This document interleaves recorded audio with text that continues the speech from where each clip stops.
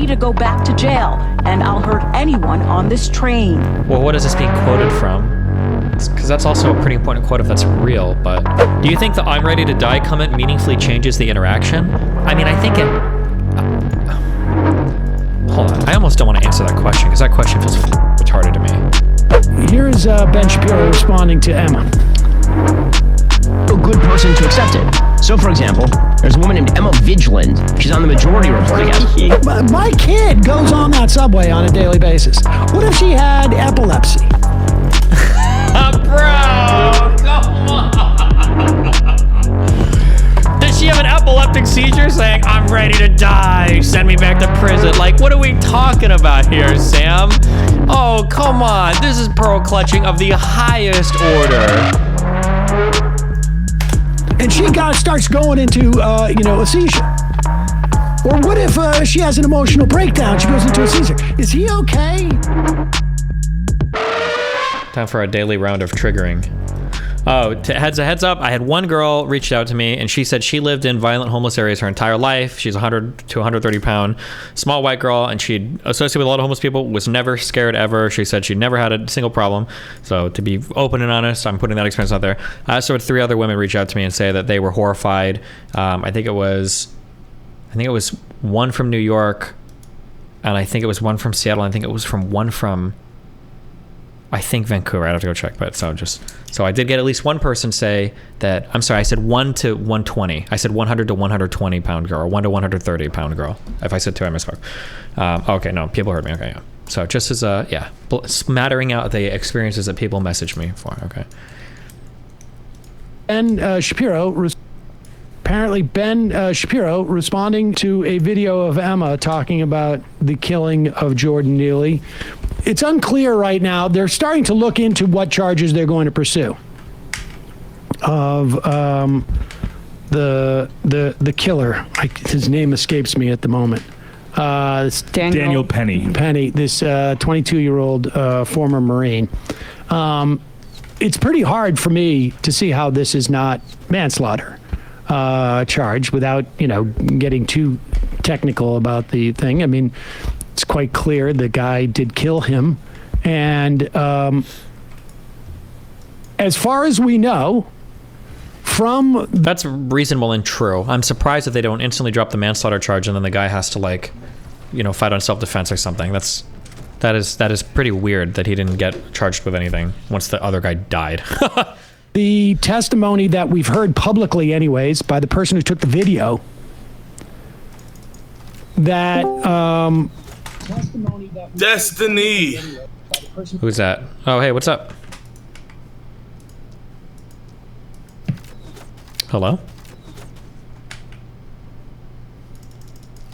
Yeah?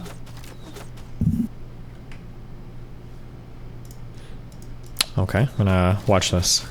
Do me a favor real quick, Destiny. Oh, what's up? I need you to go on IG, type in Jadeon _ and bless your stream real quick. Instagram.com/Jadeon_. Have you ever tried to buy the original Jadeon account? I'm cooling off that. Everybody know I'm him. Okay. What is it? The boot picture that I've been seeing you post all over Twitter? Yeah, click on that one real quick.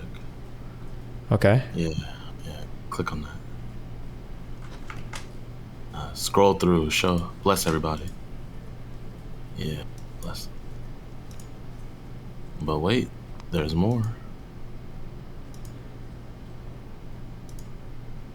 do you think about that, Destiny? Am I supposed to comment on the boots or the hair paint or what do you want me to say? I don't know what I'm... Destiny, man, you can say whatever you want to say. I think you're a beautiful young man created in the image of God. And I really appreciate that. No problem. I like the sunglasses too. They're cute. Thank you. I got them for $20 at the kiosk at the mall. Uh-oh. Nice job. Oh, man, here. I just want to rizz up your chat real quick. I'm gonna head out Every of here. time we're trying to watch a video, somebody comes in and just starts talking about themselves. And no one cares. We're just trying to watch a video, okay? Just keep that in mind next time, okay? Yo, Gojo, listen. Yeah. Hop off my Yo, bitch already on there. I can't have two people on my once, Gojo. Hop off.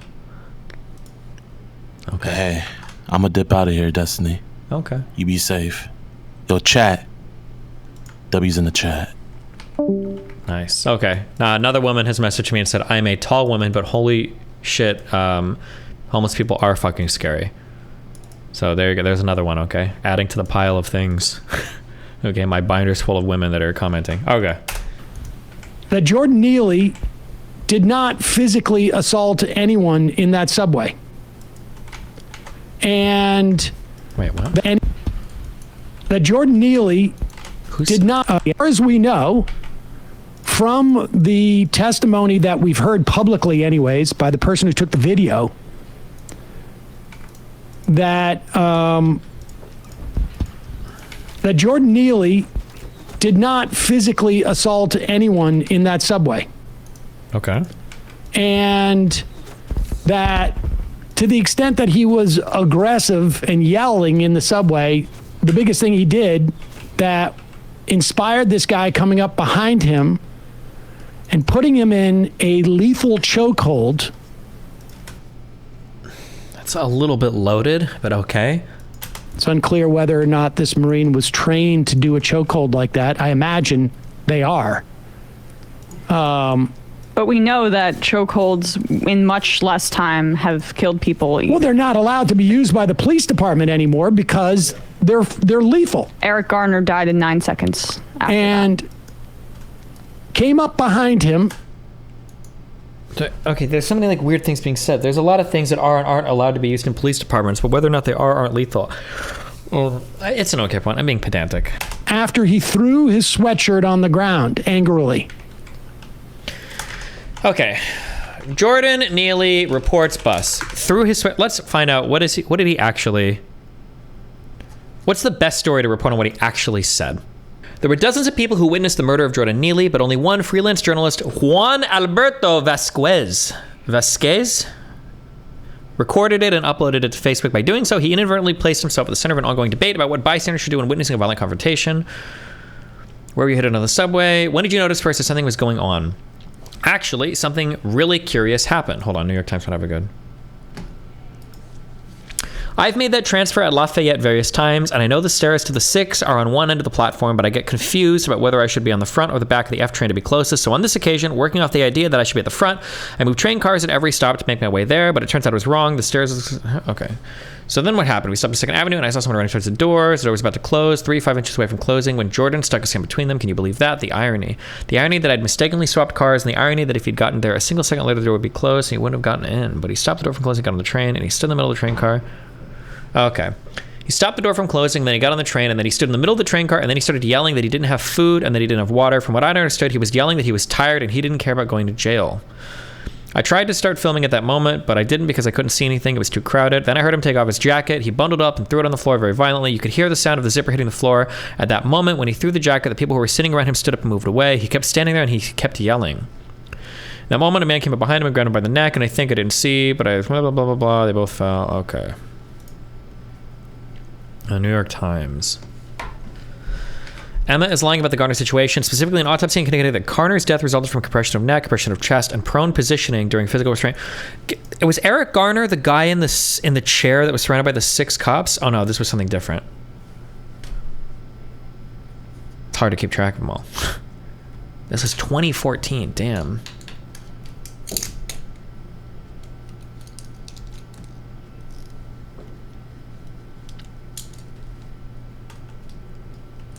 Who's the one selling cigarettes, yeah.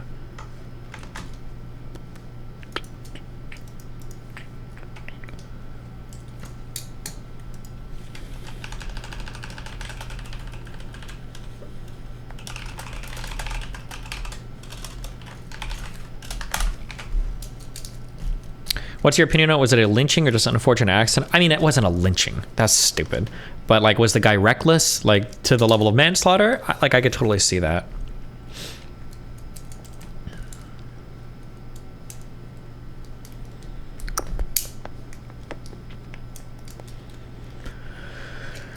Express condolences.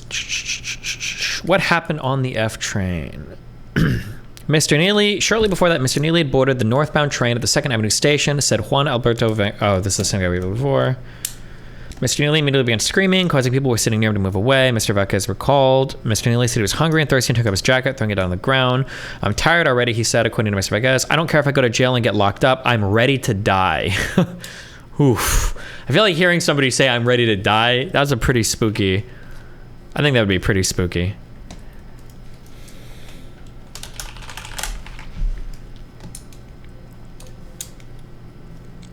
It's unclear if Mr. Penny said anything to Mr. Neely at that point. Mr. Vecchez didn't see what he grabbed Mr. Neely, then he heard a thump and he saw both men on the floor.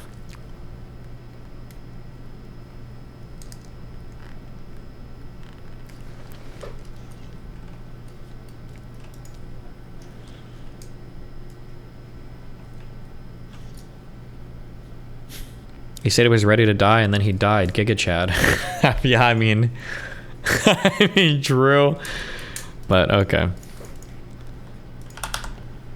Garner died in 9 seconds. And came up behind him after he threw his sweatshirt on the ground angrily and put him in a chokehold. I don't think it was. I mean, who knows what's in the minds of this guy. I don't think it was his intent to kill him, but he did put him in a lethal chokehold. I don't like the phrasing of like lethal chokehold. Like when it comes to physical things, like anything can be lethal. Like, is it a lethal punch in the face if it happens to kill somebody? Is it a lethal chokehold if it happens to kill somebody? Is it a lethal, like, it's such a weird, it's such a loaded expression. Like, I mean, technically anything can be lethal if you do it hard enough. Like, if I punch you in the chest, is it a lethal punch? Like, if you, I don't know. I feel like it's a weird phrase. I don't know. Like, I don't know. But whatever. Did they not mention the I'm ready to die comment at all? They probably won't mention that at all here. Use deadly force. Use deadly force against this guy. And, you know, once they press charges... Severely underweight, starving on the street. There were multiple people there involved in subduing him. They could have put him face first on... Hold on. Is this true? 1 second. I heard this in a video out of Jordan's mouth. The video is out there. Funny, 90% of news outlets aren't covering the I'll hurt anyone on this train. I'm not taking no for an answer. I'm ready to go back to jail, and I'll hurt anyone on this train. Well, what is this being quoted from?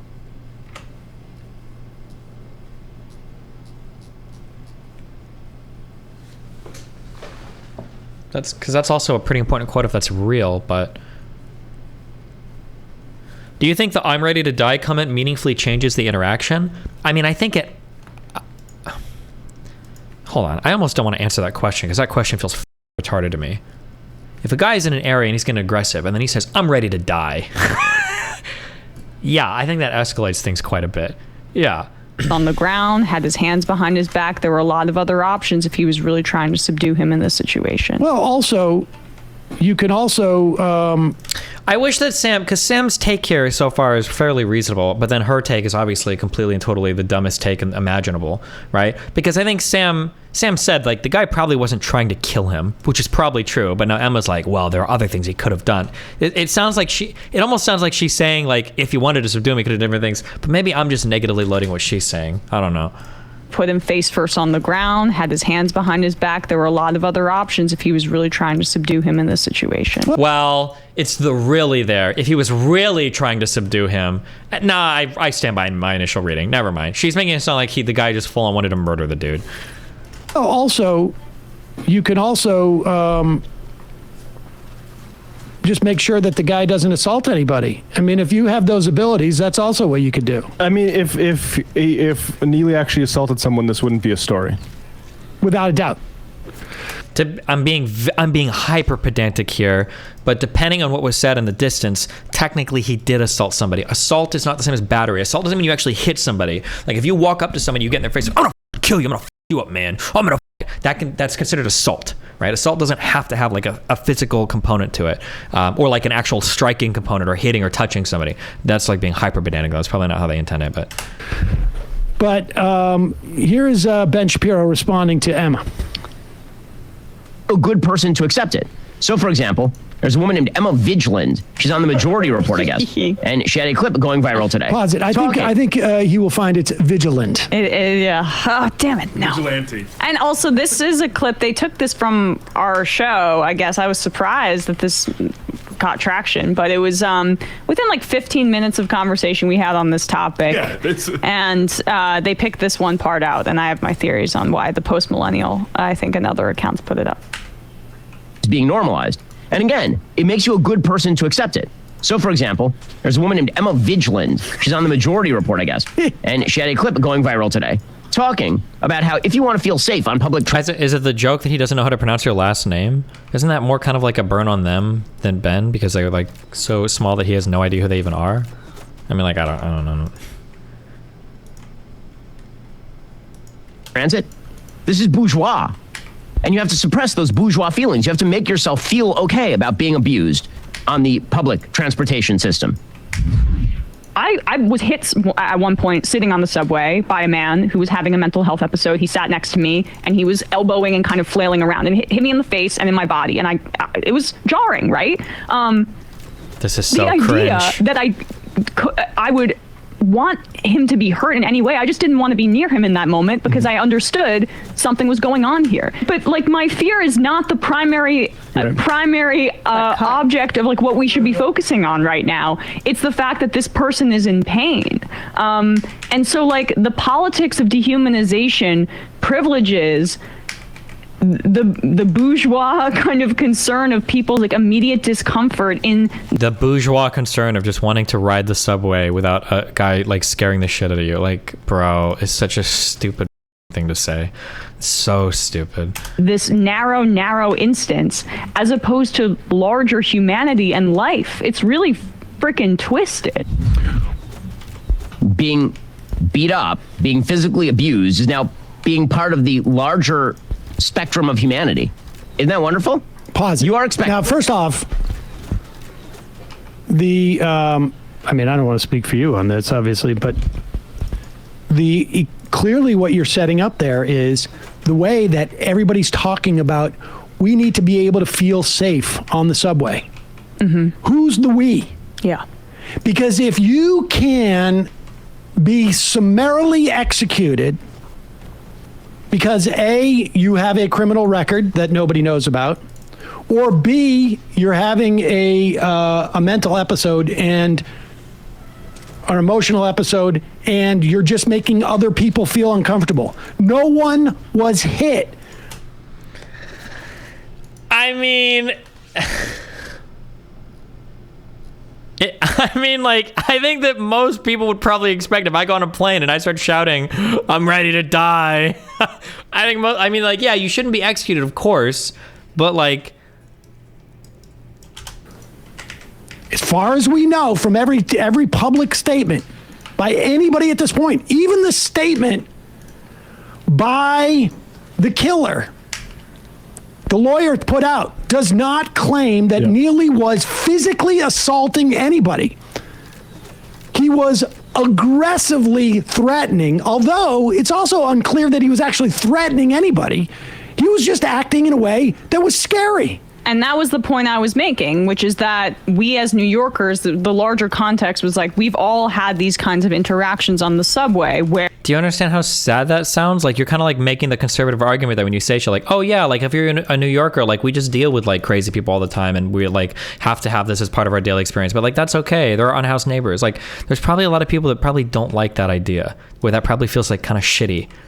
Where someone is having a sort of episode and...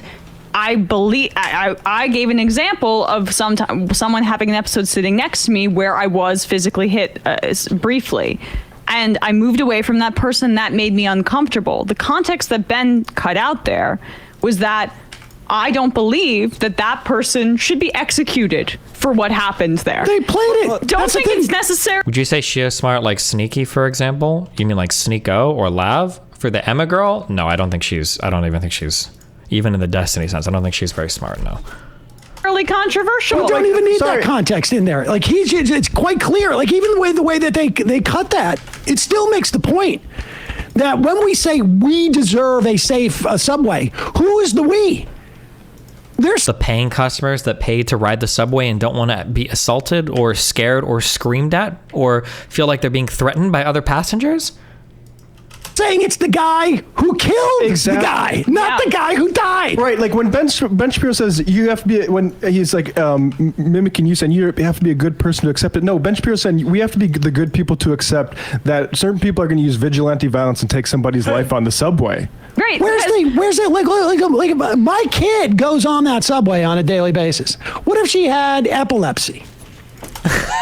Bro, come on. Does she have an epileptic seizure saying, I'm ready to die, send me back to prison? Like, what are we talking about here, Sam? Oh, come on. This is pearl clutching of the highest order. And she starts going into a seizure. Or what if she has an emotional breakdown? She goes into a seizure. Is he okay with a Marine coming up, putting a chokehold around my kid? Yeah. My kid's freaking out. Or like or Tourette's or something like that. It's like someone Whatever. swearing, It doesn't matter what it is. But we aren't the side, like this side that we're the ones that want to accept this. No, like Emma wants major political economy changes that deal with less of this happens. They want to defend the status quo that continues to break people like this to the point where they act out in public spaces. And then the response what happens. of people summarily executing them. So when they talk about we just want to be safe on the subway, the reason How old are Sam's kids? Aren't his kids grown? This would be the question I would have as a parent is let's make this, let's do this another way. Would you be comfortable with your kid who is, we'll say 12 or 13 years old, riding a subway where there's a homeless guy in front of him screaming, I'm ready to die? How would he feel about that? Would he want everybody on the subway to just chill and watch? Would he want his kid to just understand that the unhoused neighbor is just having a tiny little episode and they'll be fine? Like, I wonder what the feeling would be like there. Why do these people always have to point out he's a Marine? Well, because obviously they fucking hate military people, right? use the framing that I did is because there was one person who was very unsafe during that ride, and that person was Jordan Neely because he was killed. And it's who's the we in this situation, to kind of reiterate Sam's point. They want our transit systems to be free of undesirables, and that means if you're poor, if you're black, if you're homeless, and if you're experiencing a mental health episode, we don't want to have to see that. But I am in favor of constructing a society where we would hopefully limit those things, guaranteeing housing. Okay. Wait, hold on. I'm listening to something real quick. 1 second. So Destiny's taking the side of the killer. No surprise. How do I have like the most retarded like red pill right wing people that are in my audience now, and also the most retarded like left wing progressive people? You guys have to figure some shit out. Like I can only fight against one group of you at a time. Holy shit. Destiny's being purposefully obtuse here. I think that's obvious. I'm just banning you both. Holy fuck. Jesus Christ. Bye. Okay. I can only handle like one side of retarded people at a time. Okay. Like either the retarded red pill conservative people, I can't deal with like the commie dipshits at the same time. So like one at a time, guys. Okay. Come back in a year or something. Jesus Christ.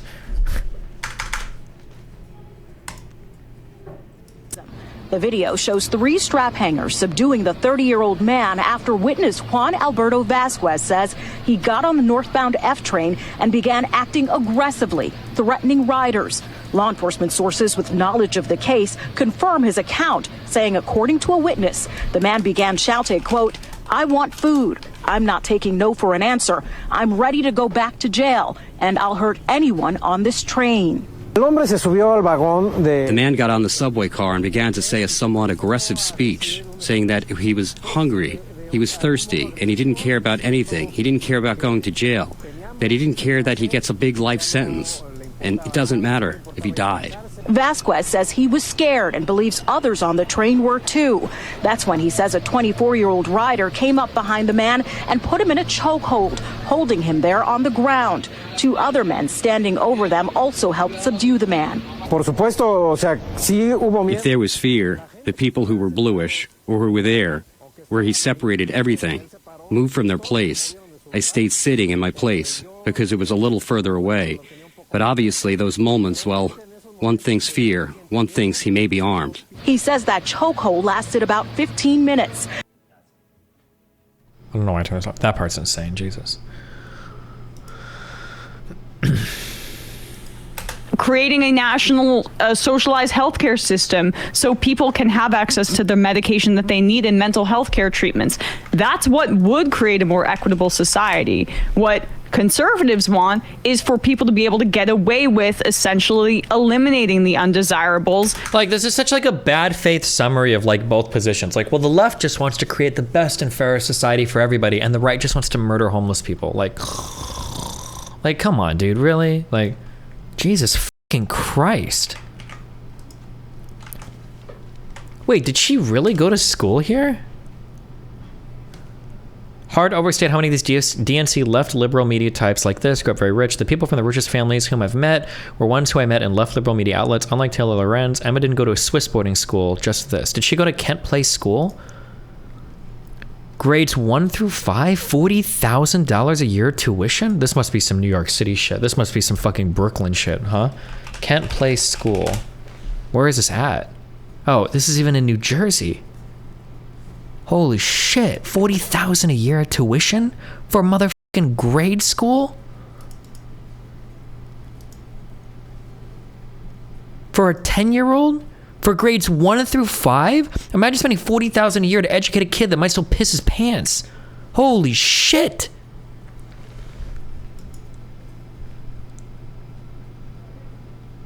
Did she actually go to this school?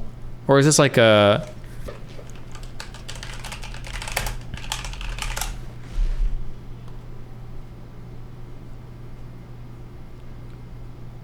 Oh no, she doesn't have a Wikipedia page?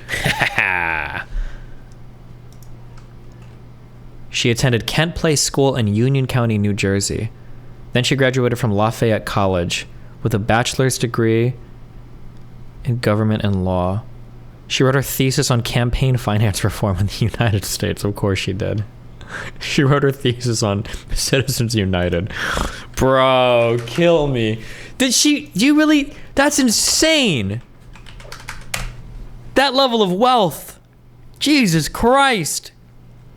You're spending over almost $1 million to get your kid through f***ing high school. That's so wild.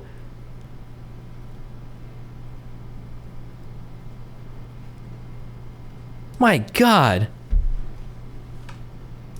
That's like more expensive than like some private colleges with like tuition and board. It's like actually insane.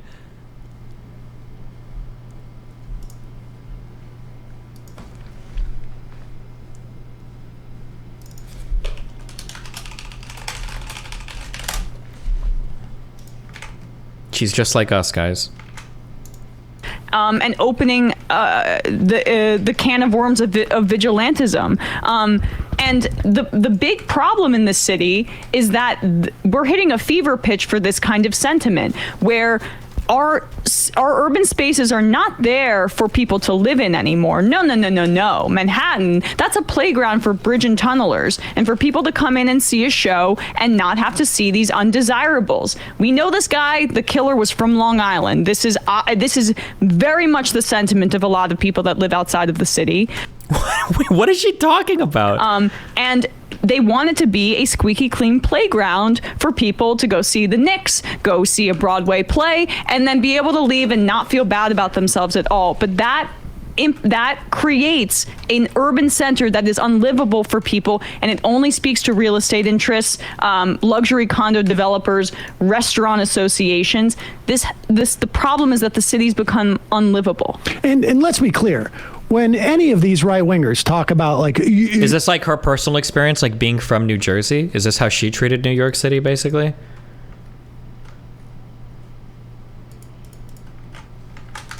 This is anti-working class. First off, the working class in the city have the greatest threat of ending up like this guy who's killed.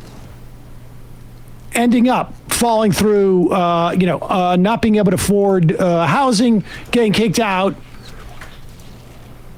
They have more opportunity. This wasn't a working class issue. If you want to say this was a mental health or homeless issue, that's fine. But this isn't a working class problem. I don't think most working class people are going to end up screaming at people on subway saying they're ready to go to jail and die. This is not a working class thing. This is like a mental health homeless issue problem. to be, impacted by vigilante justice than anything else. I mean, the idea that there could be any justification and the attempt to bring up his record. That guy was it. Neely Well, knew it. can we just see what he said in response to me, though, quickly, Ben? I haven't even seen this clip yet. What does Ben say, though, in response to me? Keep going. Being beat up, being physically abused, is now being part of the larger spectrum of humanity. Isn't that wonderful? You are expected by the hard left to now undergo being abused on the public transit system in order to create a more diverse and wonderful taken society. the public transit system in his life. Exactly. I mean, good. How can you, Sam, how can you say that when you're sitting next to a woman who grades 1 through 4 tuition are probably more than 90% of people have ever spent on college in their entire U.S. lives? Like, come on, Sam. Can you really say that with the 48,000 a year 8th grade tuition lady from New Jersey sitting right next to you? Not to say that Benny Boy's background isn't wealthy either. Pretty sure he went and graduated cum laude from Harvard. But like, seriously, come on. In order to create a more diverse and wonderful taken the society. public transit system in his life. Exactly. I mean, good luck with this pitch, guys. Seriously, good luck to you in all your future endeavors. Because let me tell you something that nobody likes. Right, left, center. Being yelled at, beat up, assaulted on the subway system. Nobody likes that crap. People Nobody love being choked out, though. People love being asphyxiated. I'm sorry. And watching that on the subway, Yeah. too. Witnessing somebody get choked out on the subway. Yeah, people sure like that, I imagine. He combines yelled at with being assaulted, and I thought this was the whole side was like the actually languages and violence crew. Yeah, I mean, and that's the point here, right? And I'm not making this as like a political pitch. I'm just making it from a humanity pitch. I'm actually concerned that a majority of people are not on my side on this. I mean, I don't know that that's even the case. but that was not the context of the conversation there. And honestly, here I'm just this is What is this stupid untargetable creature that one-shots my f***ing heroes? What? What is the range on that ability? what triggers them about. Not Sam saying this, not Matt saying this, not They other cut my people bits saying out. this, right? They cut you out, I think. They literally, no, it's something about me specifically. It's that I'm a woman. It's that I'm a white woman. It's that You don't want to be a victim. I'm not the damsel. I told the story and I said I would rather that man, I moved away from him. I was momentarily scared, but it was because I wanted to preach compassion in these situations for someone that actually takes New York City Transit in this. These right-wingers, their anti-homeless vigilantism desires are all based in like, I'm going to be the hero with the gun that's going to come in and be the white knight. And I'm pretty sure they I'm pretty sure people just want to be able to ride public transit in the United States without feeling that they're going to be in a life or death situation. That's probably a reasonable ask by people. I think that's an okay thing to want. been sold like this cowboy fantasy of how to exert their masculinity in society. That Oh God, and now we've got this whole cringe framing. me saying I don't want any of that shit, that triggers them because I'm puncturing that What's their fantasy. purpose? Your purpose is there to protect me, to protect women like me, and I'm saying that I don't want that. In fact, I think what you guys are doing is the real danger. You're the people that I need, and the rest of us need protection from, not the other way around. Why is she even pretend? And I also hate this too. This bougie woman is like, oh, I'm really close to being that working class guy that could be choked out on the bus. Or Sam being like, what if my daughter has epilepsy? Like, come the fuck on. Seriously? You're the ones harming society, and that's why that clip made the rounds, because nothing I said there was objectionable in any way. Well, I mean, it's the exact same reason why Janine Garofalo was the only person allowed to go on television and was invited on a daily basis onto Fox News 20 years ago to argue against the Iraq War, is because their ratings with their sort of old and misogynist fan base is enhanced by watching women who are, getting uppity in any fashion whatsoever, saying something, getting attacked. That is the, as far as I know, like one of the oldest playbooks that they have. And of course, you can see it. That's exactly why they'll do. That's why, all the right wingers from the libertarian right, Glenn Greenwald's to the Zaid yes, and that whole crew and Shapiro. Glenn Greenwald talking about making a class argument. The dude lives in a multi-millionaire chalet. Where does she come from?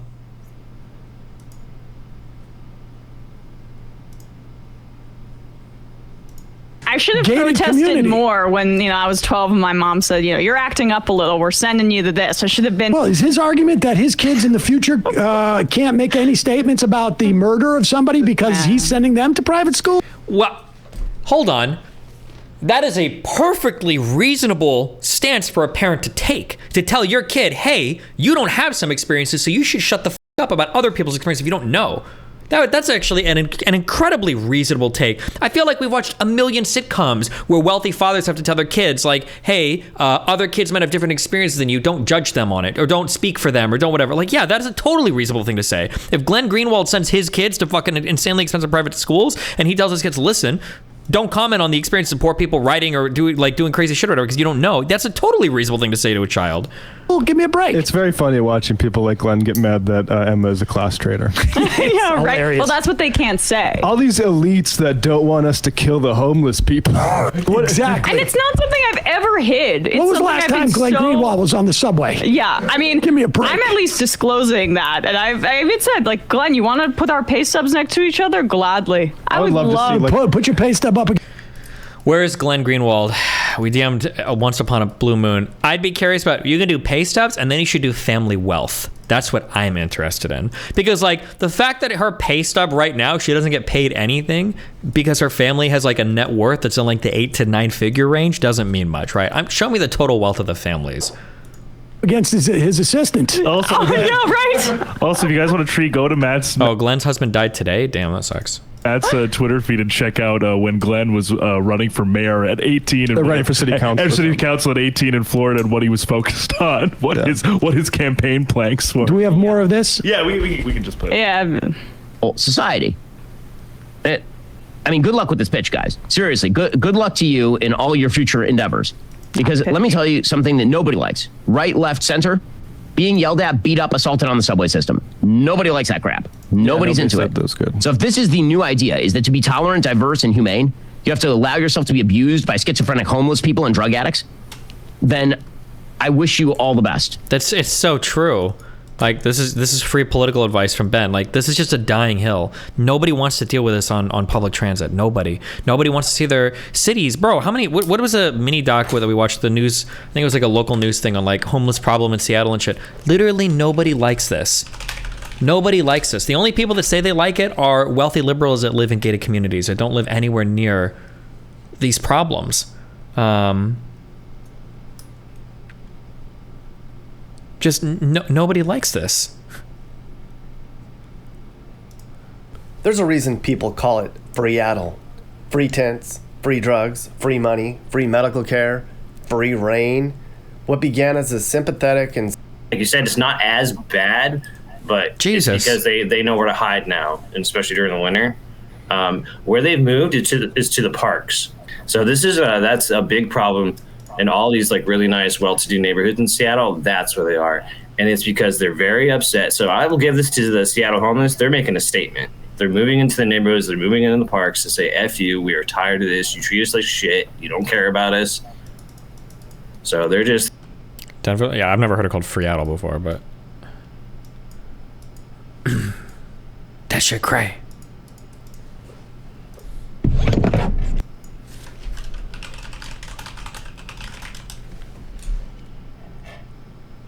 The "I will hurt everyone" in this train quote from the NBC video was removed from the print story because I couldn't find a source for it. Okay, that's what I thought, because the fact that there was only one publication reporting that makes it sound like somebody said this, but there wasn't a good source for it. That's what I figured.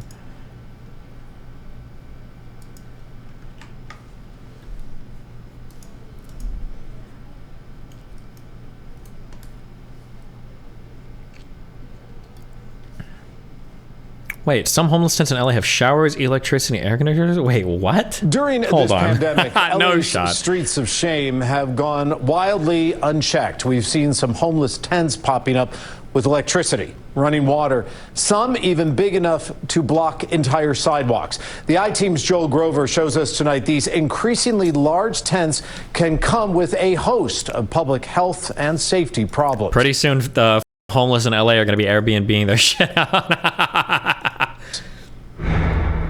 Check it out. City sanitation workers invited the I-Team to look inside this double-wide tent that had its own working shower, a kitchen with a grill and a range hood, air conditioning, even a doorbell. The tent had electricity because it was illegally tapping into a nearby streetlight. Jesus. When did these stop being our sidewalks? When did they stop being the public sidewalks? When the pandemic began, the city decided not to touch most homeless tents to try and prevent the spread of the virus. So tents have been getting bigger and bigger, like this one under the 101 freeway in Hollywood with its own slide. Nearby, we saw a tent with walls and a roof. Hold up. Was that guy homeless? Wood with its own slide. No shot is this a homeless dude. I'm not buying it. This must be somebody that went by like for fun and like did a f***ing video. Nearby, we saw a tent with walls and a roof made of mattresses. In Venice, one tent had its own wading pool. Another tent had its own tiki bar. And we found no... Wait, what is going on? Bro, what have they been doing since I've been gone? No shortage of tents illegally tapping into city fire hydrants for water and into city streetlights for electricity. They are doing things that are obviously against the law and dangerous. No one is inspecting. No one's checking. This is advanced Some homelessness. Of these McMansion tents have flammable materials in. McMansion tents, Jesus. No one's checking. Some of these McMansion tents have flammable materials inside, and when they go up in flames, like this tent under the 405 at Venice Boulevard, entire neighborhoods are put in danger. But the big tents create other problems too. This encampment made it hard for city workers to access the DWP meter. The landlord says DWP employees refuse to go. Okay, hold on. Real quick. If you are a good TikTok clipper person and want to work as a TikTok clipper person,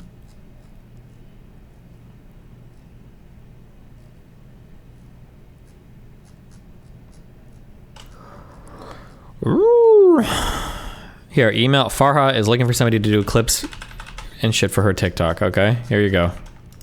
I'm putting her email in YouTube chat and in DG chat. I don't know how much she's paying, but you simp fucks will probably do it for free because you think she'll date you. So there you go.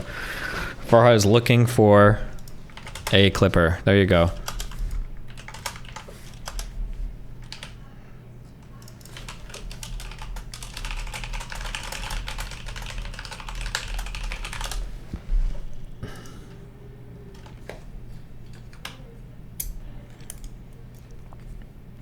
Okay, another woman opinion for your binder. I ride the New York City subway daily, and I was in San Francisco for a few years. I'm not super fazed by crazy homeless people, except when waiting for the subway. That can be terrifying. Okay, there's another one for you. Go near the tents to read the meter and threaten to turn off the building's power. They wanted my tenant to go do it for them. Lisa Rich owns that building, which has been surrounded by a growing encampment that has caught fire, endangering the homeless as well as other people working inside the building. It's very depressing. It's horrific. And some tents are now so big they not only block the sidewalks, but spill into the streets. I think of the wheelchair-bound individual who does not have access to our sidewalks because it's blocked by tents. Under federal law, there has to be at least 36 inches between tents and the beginning of the street so wheelchairs can use the sidewalk. I don't even fuck the federal law for wheelchairs, no offense, but like, isn't it illegal, like a zoning issue or something, to set up a semi-permanent encampment? You can't like live in public spaces, can you? Isn't that it's got to be against some code somewhere. That's got to be illegal somewhere to just I'm living here now in this public space. That can't be legal. But as you can see, there. Who joined? Hey, Destiny. How's it going? Hi, what's up? I am curious what your thoughts are on... So I'm watching this Jordan Neely coverage from your stream, and what are your thoughts on the scenario so far? Like, who's at fault? You know, should there be charges? You know, stuff like that. I mean, I feel like the Marine guy was probably justified in taking the dude down. I think it's fine. But I like some kind of manslaughter for actually killing the guy is probably also fine. Yeah, that's like probably roughly where I'm at, I think. So you're just, it sounds like your big problem is just with like people like Emma and the Majority Report saying, I mean, essentially putting no fault at all on the person with the mental illness. Think one thing that sucks, and it's hard because a lot of these situations are going to be communicated like very with a lot of like, I don't want to say with nuance because people always say that when they don't want to say anything, but there's a lot of nuance to communication. Let me give you two examples. If this guy was like in the middle of the train and he's like, I want to die, I'm ready to go to jail, I'm fucking hungry, f this, all this bullshit, and he like takes his coat off and he throws it on the ground, that's one thing. But if the guy's like screaming in front of a woman, he's like, I want to die, I'm hungry, I'm ready to go to jail, I'm ready to die, and he like throws his coat on the ground, I could see somebody like, whoa shit, this dude's about to like get lit, you know? Without like seeing that actual interaction, it's hard to say, but based on what everybody said and the fact that this guy has a record of what, like 42 arrests or whatever, like he was probably moving in a manner where other people reasonably felt threatened. So I think that somebody preemptively stepping in to handle that, I think is probably okay, but like probably not carte blanche to kill the guy.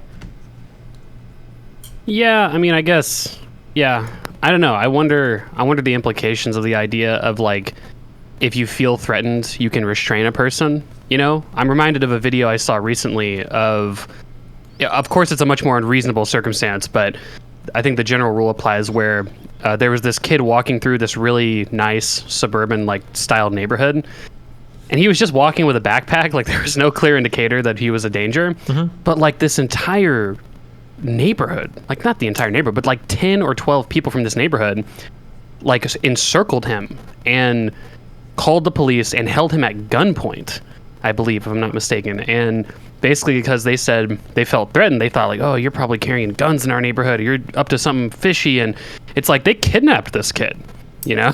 Like, what the f-? You know? And so I'm just wondering if like it makes more sense to say, yeah, if you feel threatened in that way, you have the right to restrain a person or kidnap a person. I mean, like, I understand that story, and that story sounds crazy, but that doesn't sound at all comparable to the subway thing. But I mean, I understand. Well, it's the same. It's like a similar principle. It's just like if you feel threatened, yeah, but you know, I mean, like, do you if have you a right feel to threatened, like that can be. There's a large spectrum in there of reasonable to unreasonable, right? Like if you see a black person and you pull out a gun and shoot him because you feel threatened, that's probably not okay. If a person is in front of you saying like, "I'm ready to die, I'm gonna f you up," it probably is okay to feel threatened, right? So we probably have to establish some reasonability for feeling threatened, right? That's right. Yeah, I guess the question is like, how proactive does a person?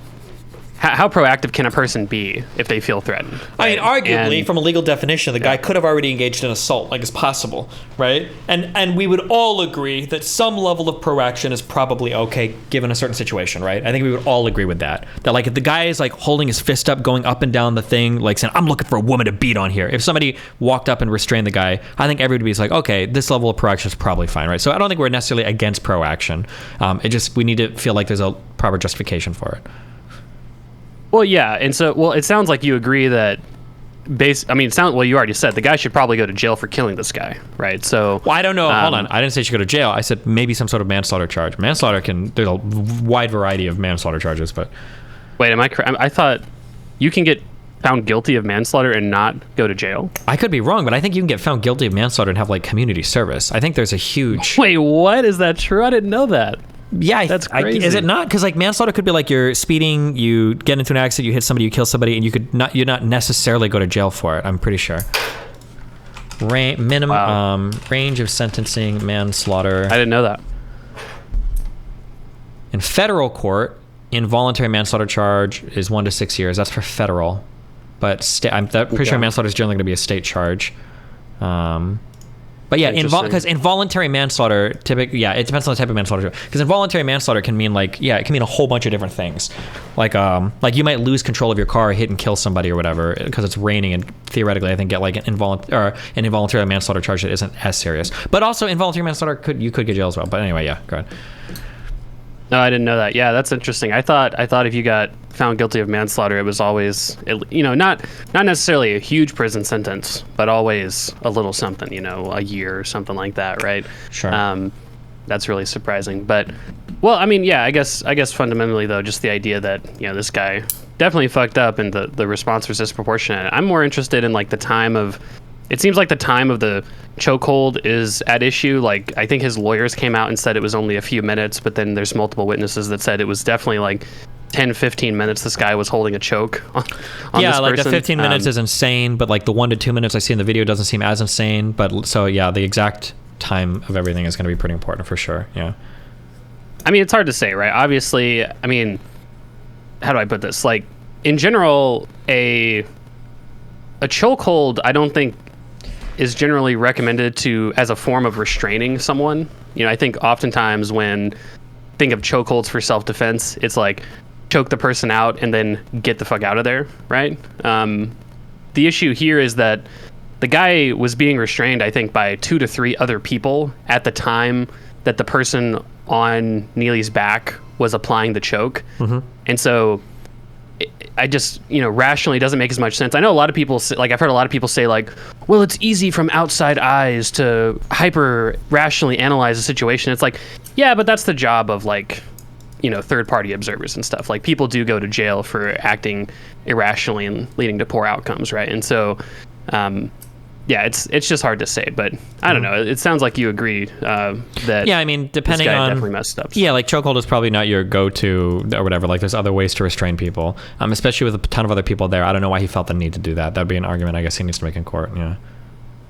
Well, yeah, I mean, it's an awkward situation. I guess generally, principally, right? I assume you've had a decent amount of experience on public transit.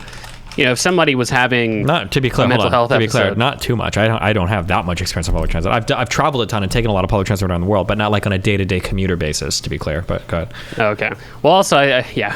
To be fair, also public transit in European countries is probably significantly a better experience than public transit. Absolutely, in America. Yeah.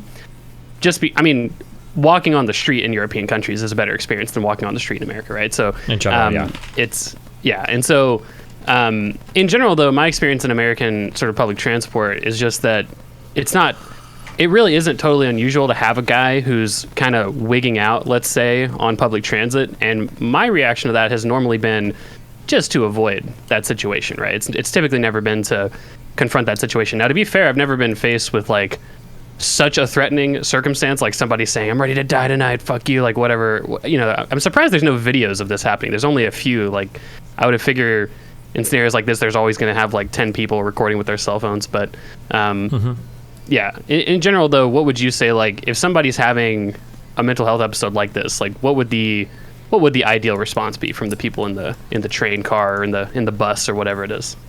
I mean, it super depends on how threatening the person appears to be, right? Mental health is mental health, but it's ultimately not your responsibility for somebody else's mental health. If you feel like they're putting you in danger, it doesn't really matter if they're having an episode or not. I think you have a right to defend yourself if you feel like you're going to be in danger, but that's obviously going to be discretionary and hopefully appropriately figured out at the time. What am I hearing right now? Oh, I think it's your mic, but yeah.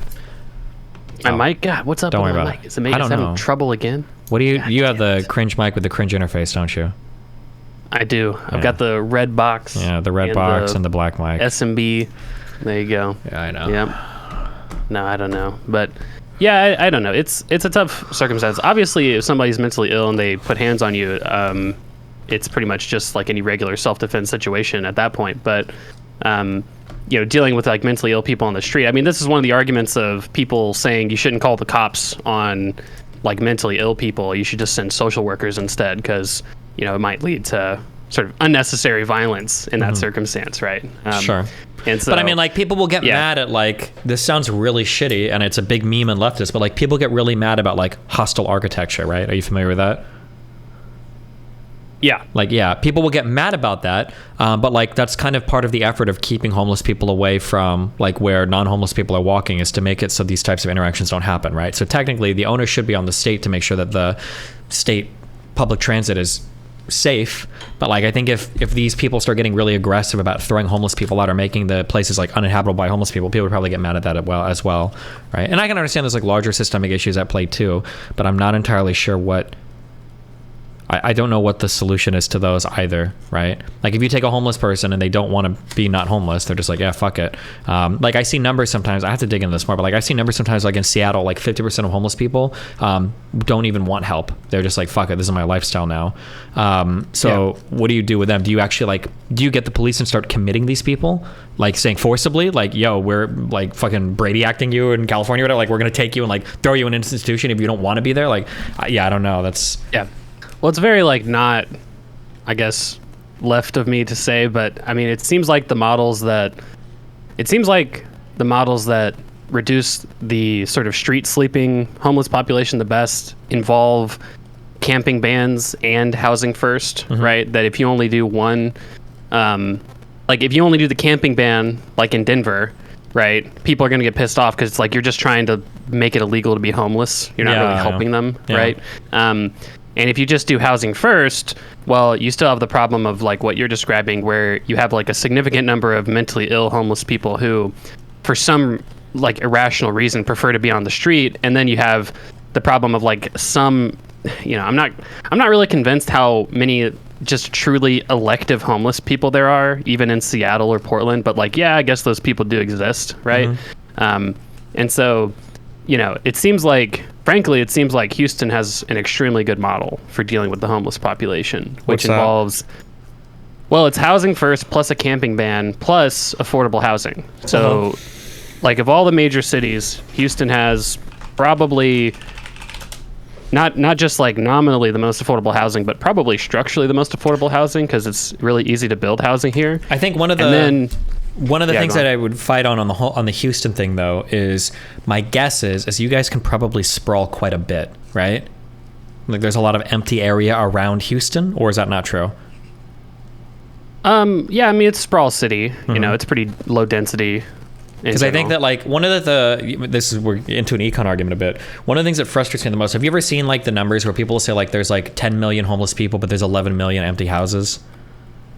Yeah, sure. Yeah, like the empty houses are not where the homeless people are. So like when you go to LA, if we were to do like a housing first approach to homelessness, like those houses are not going to be anywhere fucking near LA. They're going to be like 3 hours. They're going to be like in Bakersfield, okay? Or they're going to be like over in fucking Utah or Nevada or Arizona. It's not going to be anywhere near where those homeless people are. So I don't know if those people even accept like a housing first solution in those areas, Yeah.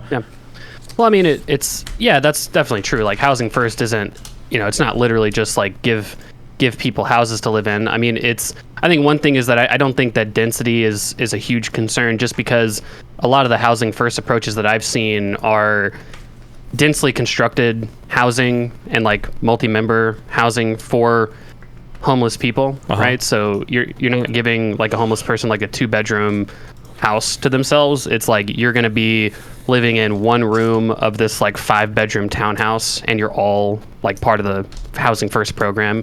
And yeah, you're right, because one of the concerns is that in a housing first system, like if you just ship the homeless people to a place where they can't easily access all the services that they require, well, again, you're not really addressing the problem. But yeah, I don't think that would be a huge problem. Yeah, I wonder how many would prefer that versus how many would just want to go back and be homeless in LA. I'm not sure. Yeah.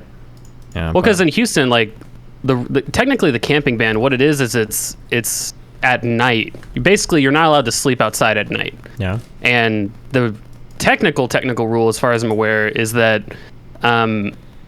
you can't sleep outside at night if there's room in homeless shelters, right? So if we've got capacity at homeless shelters, you got to go to the homeless shelter, right? You can't sleep under like an underpass or something.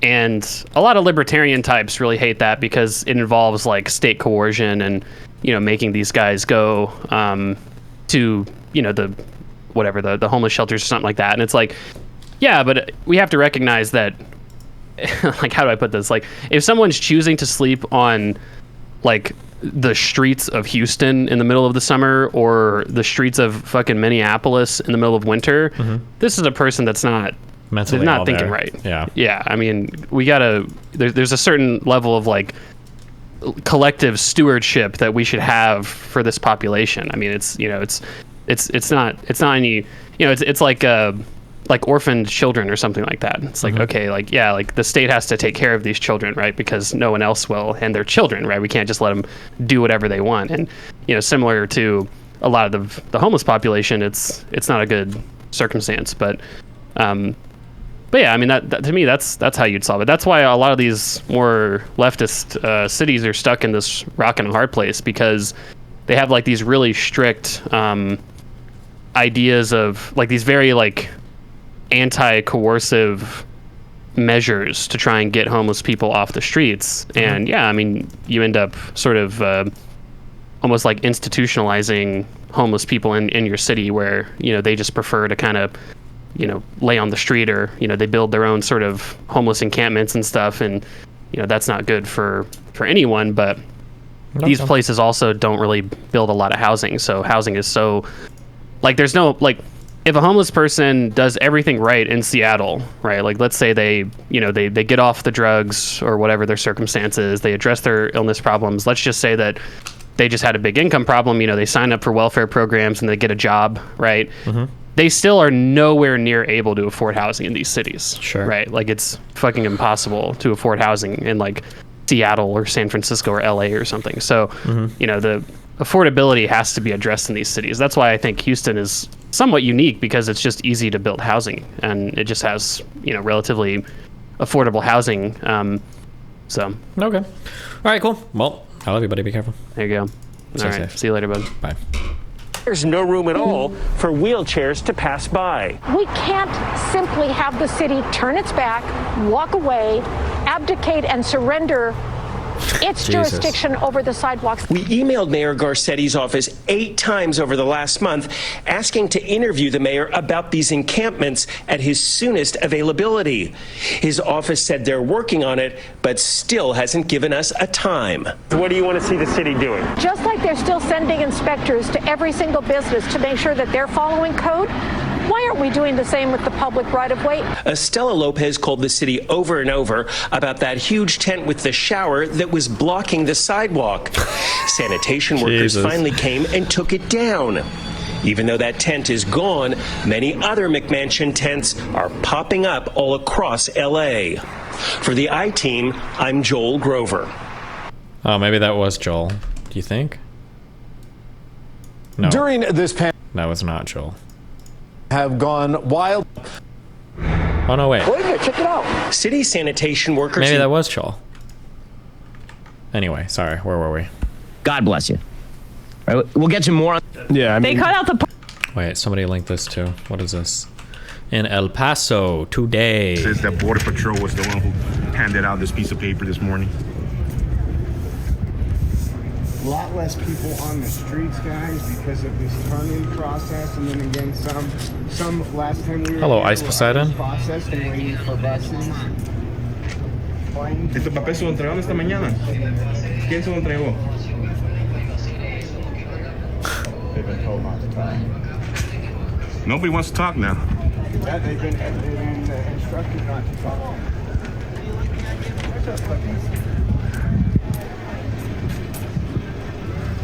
All right, let's go see. There's always one person who loves to talk.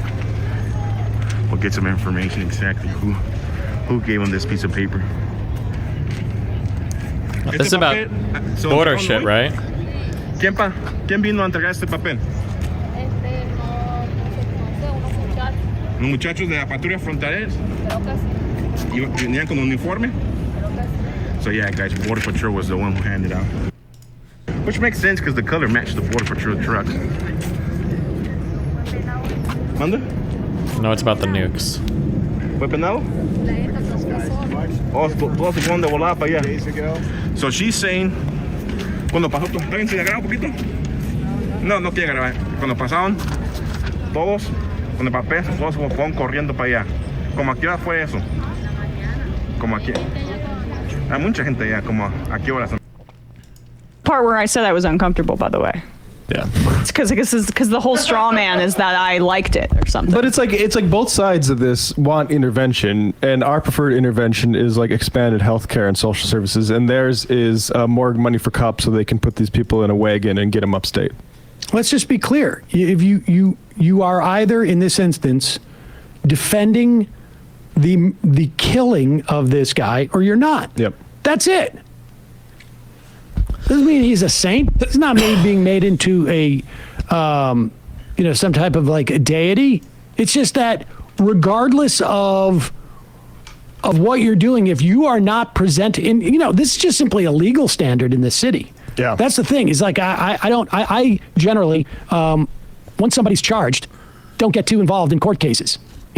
Follow maybe the Trump thing a little bit because of the specific, massively political nature of it and others. But for the most part, I never, this is going to be handled in court. But I would be surprised if this guy is not charged with some form of manslaughter, because he needs to, based upon what we've heard, it's possible that maybe we haven't heard all of it, but it sounds like even based upon his own statement, they're not even asserting that this guy was a physical threat to anybody. Welcome back to another episode of Wander with Cause, my weekly tour of the downtown east side of Vancouver, which is the poorest neighborhood in all of Canada. The weather has warmed up, like I've said in other videos, and the tents have been moved from East Hastings Street and are now on side streets, and essentially all of the homeless folks are scattered throughout the downtown east side, all over the place, as you'll see in this video, everywhere from East Hastings Street to back lanes, back alleys, the nastiest place you could ever sleep, because Jesus, the back lanes are probably the nastiest place you could ever sleep, because people are pooping and peeing pretty much everywhere. There's rats, there's garbage, pretty much everything you'd expect in a back alley times 10 in the downtown east side. Is just completely They just kicked all the disgusting. homeless off of East It's so Hastings at gross, Destiny. and these people are sleeping in these back alleys. Like, just look at the video and just imagine being there with the smell. It's just unreal.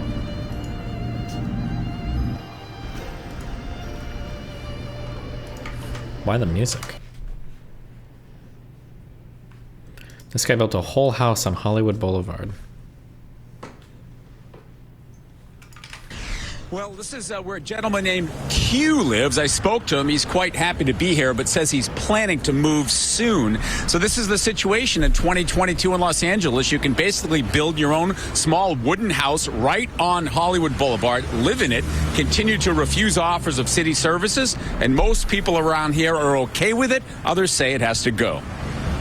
This guy got removed. Well-built wooden structure, propped up by metal carts and car Solid, well built. Is this really well built? These planks look uneven as fuck. batteries, a power cord. This is well built, or maybe I don't know anything about construction. This does not look well built to me. What the fuck? Unplugged trails down the sidewalk, which is piled high with assorted power tools and electronics. Reaction? Mixed. What do you think of that? I don't like it. It's not good. It's bad. It is a little out there, but he is safe and he doesn't have to worry about someone burning his tent down. I don't even know like why or how, or I mean, it's crazy. It's crazy. It's crazy, to say the least. Is this okay? It's not okay that it's gotten to this point. The fact that he's here, I don't see an issue with it. Anybody home? After I called the city and the LAPD to see what, if anything, is being done to help or clean up, police did come and talk to the man. They've been here before. They described him as young, healthy. They offered to connect him with services. He declined. They left. Summing up the municipal code, the only enforcement is if a person is blocking the sidewalk on an active driveway or business. City Councilman Mitch O'Farrell says he hopes this can be resolved with what are called Care Plus teams, which pair comprehensive outreach with sanitation and cleaning services needed to make the public right-of-way safe and accessible. Meantime, across the street, where Jamila Ali and Rance Shaw run City Vibes Coffee. Jesus Christ, the Chucky dog. Compassion is still on the menu. He hasn't like bothered anyone, and honestly, I'm glad that it's right there because I honestly feel safer with him there. Based. For some reason, I don't know why. It's just it feels like he knows what he's doing, and he's not here to like hurt anyone. Unfortunately, they have to make us a little bit uncomfortable for them to be comfortable, and I think that's just like the problem in LA. No one realizes how much of a burden it can do to like our mentality and just the way we carry ourselves.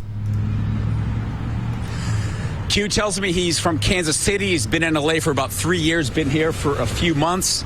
He says he's self-employed. He fixes bikes. He wants to be a mechanical engineer, and that he is an Army veteran. Saturday, Alex and Marla, the city tells me they're planning to clean this all up as part of this Care Plus program that's had great success here in Hollywood. If you've been to the underpass and Gower on the 101 freeway, all cleaned up. So it's going to be interesting to see what, if anything, happens to this man. As I mentioned, he's perfectly happy being here, and most of the people around here are happy to have him. Live in Hollywood, I'm Phil Schumann. You know, that, first up, how is he not blocking the sidewalk? And secondly, you know, is it you know, it looks like a structure there, and these are, the business owners there have to spend a lot of money in taxes, have to go through permitting processes. Everybody around there that lives there have to pay property taxes. Yeah. Does he pay any property taxes? Q, we're on live on Fox 11. Alex, so nobody's saying this is a great idea. Hey, we're on live. Thanks for talking with us. What are you doing here, and how did this come to be? Well, I was originally in a tent, and when the sanitation comes, you know, once every 2 weeks, they have you take the tent down and clear all your stuff out. Yeah. And so what I had an idea just to build something on wheels so that way I wouldn't have to... Show us what you got here. Well, I mean, where did you get all the material and everything? Well, I got most of the material from... Junkyard? Construction sites that threw away old wood, and then some friends of mine that had some wood left over, and then there was a shop across the street that had some old flooring. You have electricity in there?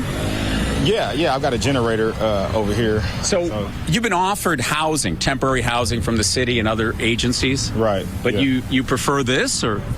Well, I kind of do prefer this because it kind of gives me empowerment. A lot of the housing, a lot of the housing programs they offer, they put you in like what seems like a concentration camp. And so this is freedom for you. Yes, it's for more freedom. You got plants. Yeah. You got tapestry. Yeah, I feel like I have more of a way to express my, artist nature and everything. But Q, I mean, you have to understand that a lot of people don't think this belongs here. I mean, this is a public street. Yeah. You know, there are better options for you. Yeah. There's probably better places, than this. But I mean, I don't think that I'm bothering anyone here. This business isn't even in. Yeah, it's an empty building. So is he taking the power from the city? I try to keep because he doesn't get a power bill. Clean and you said a generator. I sell bikes and I make motorbikes and electric scooters and stuff like that. I've fixed several people that live in the neighborhood. I've fixed their scooters and stuff like that. So are you happy? Yeah, I feel good, man. I feel good. I feel like I'm, kind of being an example for people. I kind of laughed earlier. So this is a personal experience. I could be right. I could be wrong. Okay. I kind of laughed earlier at that coffee guy saying that they felt safe with this homeless dude out there. I will say, and this might sound a little bit f***ed up and dehumanizing. I'm not trying to make it sound that way, but sometimes it feels a little bit like homeless people are kind of like cats. Like they have like certain territory. And if you do get to know the homeless people in a certain area and you know that they're not going to do crazy shit, then it's probably fine. Like where we lived in Little Havana, there were like several homeless people that were like staple homeless people from the area that we walked in to go to the gas station every other night or whatever. And if you know the homeless people, it's like, he's not going to kill you. He's not going to do crazy shit. Usually they hold doors open for you and they just want like a slice of pizza. Sometimes they'll ask for shit. And if they're there and they're like placeholders for like other crazy homeless people, like you probably do feel a little bit safer. Like you come around the street, like, oh shit, who's that? It's like, oh shit, that's John, the normal guy that's out here, like asks for pizza sometimes, So technically, even though I laughed at the guy, it could be like this guy seems pretty chill. He doesn't seem like a crazy guy that's about to kill you, and him being out there is like a placeholder for more crazy homeless people that comes in. So unironically, yeah. Situation, letting them know that just because you are living on the streets doesn't mean that you have to just let go, give everything up. Where do you get food and use the bathroom and stuff? Well, I go to local stores and while I'm out. Let's walk this way. Yeah. Hey, Phil. While I'm out and out. I'm listening. While I'm out and about, I use the restroom at different stores and stuff like that. But go ahead, Marla. I'm just curious about, he has the generator and the power cord that you showed. He doesn't get a bill, so is he just milking it from the city? I sell bikes and. Yeah, no, he's not. No, he's not connected to the city. No, this is a generator with. Can we peek inside or no? I'd rather not, man. Because I don't have it cleaned up, and then it's not finished. So people around here seem to like you. Yeah. You're a super friendly guy. Yeah. But there's other people that are watching this saying this is ridiculous. Right. Well, I mean, I don't know, where they're coming from, or why they believe what they believe. But there was a fire around the corner right here. One of the guys' tents caught on fire. And so, that probably puts a nasty stain on it. All right. Well, thank you for talking with us and sharing some of your story. Go ahead, Marla. Phil, my last question is, you said he was going to move soon. Yeah. So does he literally roll it somewhere else? Where is he moving to?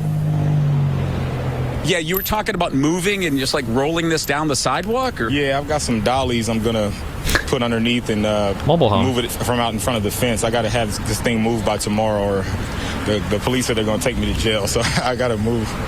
So that's why all my stuff's outside right now. So if an agency came to you and said, Q, we got an apartment for you in Hollywood, indoors, services, job training, health benefits, would you take it?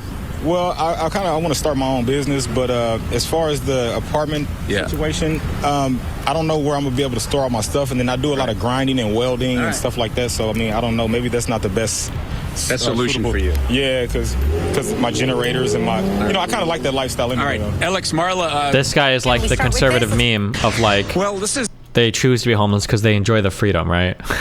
Which this guy might actually be doing it. But I think for a lot of the sad thing is for a lot of homeless people, well, I mean, I can't do like a per capita, but for a lot of homeless people that I intersect with, it's pretty obvious that there's like a lot of mental illness involved. Now, again, I have to be careful because I haven't lived in cities like this. And he's not or here, well, like no, I Bernie. have, but I don't walk in areas where these homeless people are. But it's pretty rare that you come across, or in my experience, it's rare that you come across a homeless guy like this. Most of them have a lot of problems with self-care. Most of them don't always seem like they're all there. Some of them can be psychotic. They're not like, they don't come across like, oh, this is like a dude enjoying his freedom. They come across like, this is like a dude that's mentally ill that probably has like nobody in life that cares about him. That generally seems to be the case. But I know like sometimes conservatives will make it out like every homeless person is like this dude. At least in my experience, that hasn't been the case, but. I remember you. You're the security guard of the building, aren't you? Mm-hmm. I've been having problems with you, man. Mm-hmm. And you know what, man? I want to apologize to you, man. Okay. I hadn't had my medicine, man. I'm on psychotropic medicine, man. You know I'm schizophrenia, Right.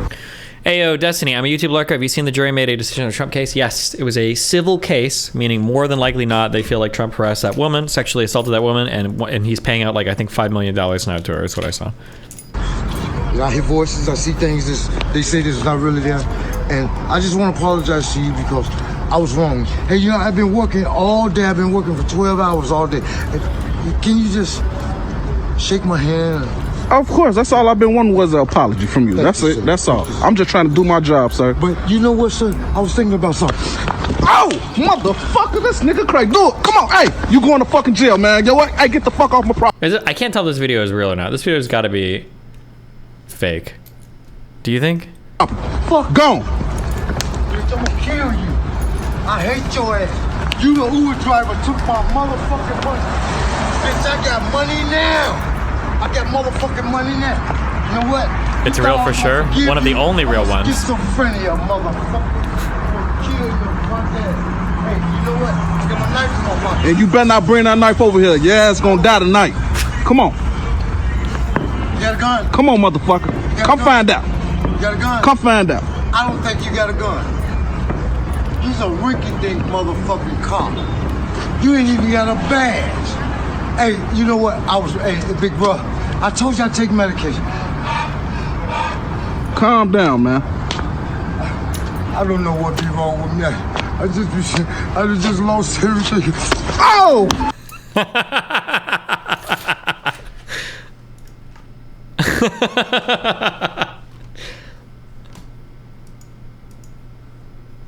Destiny, I've been a security for 5 years, and this is very real. Deal with this shit all the time.